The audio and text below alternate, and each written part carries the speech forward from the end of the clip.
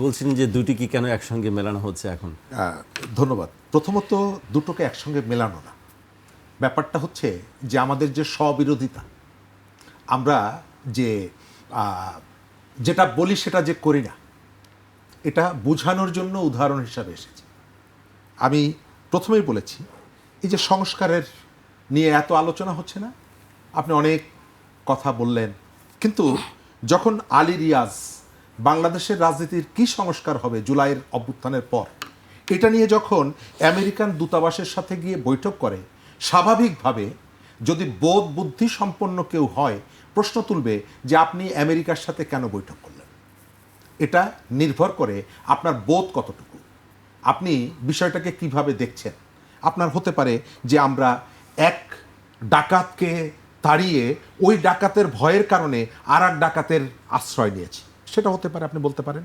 কিন্তু আমার জায়গা থেকে আমার যেটা বলা যে ভারত সেও যেমনিভাবে আমাকে শোষণ করতে চায়, ভারত যেমনিভাবে আমাকে তার কবজার মধ্যে নিয়ে রাখতে চায়, ভারতের রাজনীতিবিদদের কথা আমি বলছি।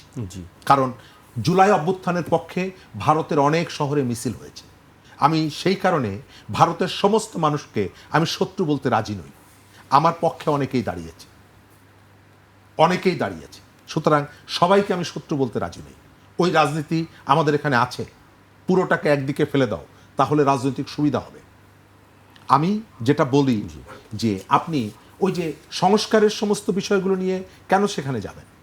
সংস্কার তো বাংলাদেশের।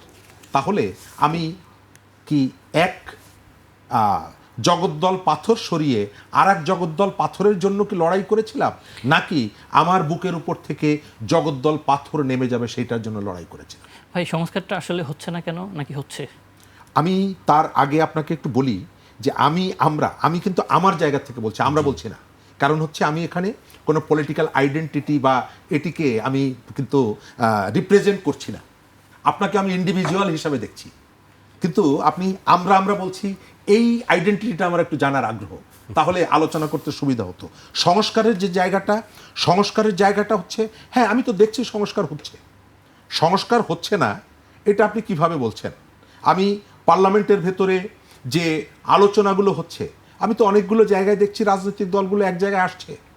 যখন পুলিশের কি বলে আইজি, প্লে বয় বলি আমি আর কি, বেনজিরকে যখন গ্রেপ্তারের খবর দিয়েছে পার্লামেন্টে, প্লেবয় আইজি পার্লামেন্টে সবাই মানে হর্ষধ্বনি দিয়েছে, কারণ এটি আমাদের জন্য একটা আনন্দের সংবাদ। এটাকে আমি তো একটা ইউনিটি হিসাবে দেখি, যে একজন ওই নির্যাতনকারী, একজন অপরাধীকে আমরা ধরতে পেরেছি, এটা আমাদের অপরাধ, মানে এটা আমাদের ইউনিটি। আমি তো পার্লামেন্টে সেটি দেখলাম। কিন্তু আবার ইউনিটি দেখি হামের টিকা নিয়ে কোনো আলোচনা হয় না, ওই যে আমেরিকার যে চুক্তির কথা বললাম ওটা নিয়েও আলোচনা হয় না। ইউনিটি কিন্তু আছে। বাইরে এসে যাই ঝগড়াঝাটি হোক, পার্লামেন্টের সরকারি দলের লোকজন কিন্তু প্রায়ই বলছে যে আপনারা এখানে যা বলেন বাইরে গিয়ে তো কথা রাখেন না। পার্লামেন্টে কিন্তু শরীফ ভাই পুশিন নিয়েও এখনো পর্যন্ত কোনো আলোচনা হয়নি, তাই তো আমি তো সেই জায়গাগুলো বলছি যে আপনি রাস্তায় এসে যে কথাগুলো বলছেন সেখানে বলছেন না। সংস্কারের জায়গাটা আমরা তো কতগুলো জায়গায় এগিয়েছি। পার্লামেন্টে আমি তো সব থেকে বড় একটা সংস্কারের জায়গা দেখি যে আমাদের এখানে একজন এমপি হওয়া মানে হলো তিনি লাট সাহেব হইয়া গেলেন।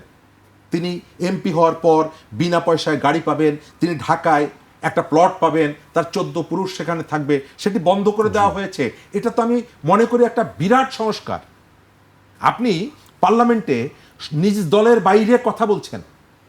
ওই যে কুমিল্লার এক এমপির কথা দেখলাম, স্বরাষ্ট্রমন্ত্রী বলছেন যে আপনি গুলি কোন দিকে ছোড়েন আমি তো বুঝি না, কখনো কখনো আমাদের দিকে চলে আসে। আপনার মনে থাকার কথা, ব্যারিস্টার জমিরুদ্দিন সরকার সাহেবের ছেলে নওশাদ জমির, বিএনপির এমপি, তিনি তার দলের বিরুদ্ধে কথা বলেছেন না। এটা তো আগে কি আমাদের ভাবনায় ছিল? এই যে ফ্লোর ক্রসিং, 70 অনুচ্ছেদ, সেই জায়গাগুলো তো হয়েছে না। আপনি রাতারাতি একদিন সব কিছু করতে পারবেন না। এবং সংস্কারের জায়গাটা যদি বলেন, এর গ্রাউন্ডটা অনেক বড়। আপনি আপনার চাহিদা অনুযায়ী যেটুকু করছেন, আপনি কেবলমাত্র রাজনৈতিক সংস্কারের কথা বলছেন। 11টা সংস্কার কমিশন হয়েছিল, 11টা সংস্কার কমিশন হয়েছিল। আপনি কোন সংস্কার কমিশনের, আমার যে প্রত্যাশার জায়গা, আপনি রাজনৈতিক সংস্কার করবেন। স্বাস্থ্য নীতি নিয়ে সংস্কারের জন্য একটা কমিশন হয়েছিল, সেই কমিশন 265টা ওষুধের নাম প্রস্তাব করেছিল, যে ওষুধগুলো সরকার ঠিক করে দেবে, দাম সরকার ঠিক করে দেবে, কোম্পানিগুলো ইচ্ছা মতন দাম বাড়াতে কমাতে পারবে না। আমার তো ইন্টারেস্টের জায়গা ওইটা, কই সেটা তো পার্লামেন্টে আসে না। আপনি জাতীয় সংসদ নির্বাচনে 5% নারী মনোনয়ন দেবেন, কই ওটা তো আপনি মানেননি।